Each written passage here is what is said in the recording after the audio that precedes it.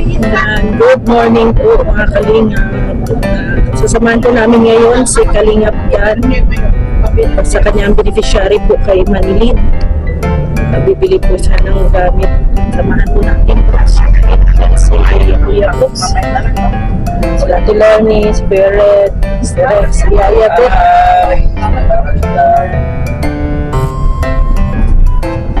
Sasamahan namin siya mamili ng mga gamit. Kami mo gising sa Kalingap Jan? Oo, gising na yun. Hindi sumama. Aligo sa gripo. Aligo? Na-miss niya yung gripo. Talaga na. Iwa mo ito na. So, dito tayo. Nasa unahan po sila Kalingap Jan. Kasama po si Michael. Sino si Dos? Galing yun? Oo. Nandun si Butcher Bird sa si Dos. Ba't siya maaga sa libro? Akala na niya yun? Nandun siya sa Plangana? Eh, sa Kinigan, no? O, Kinigan.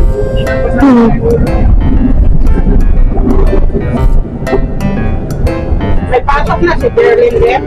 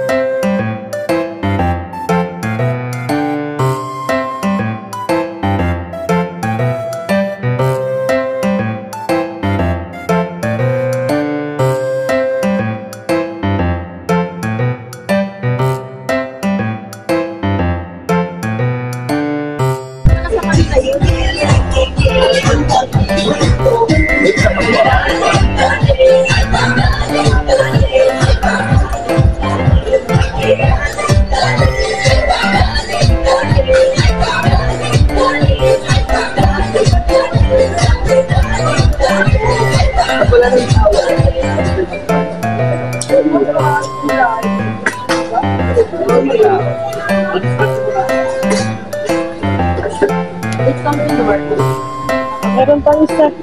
Ay, wag mo na. Pakita ka. Okay na po. Meron pang ano, tabo at saka ano, baldo. Bayad na yung ano mo, dining? Kasama na.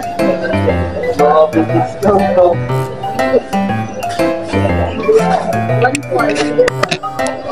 Dala mo na.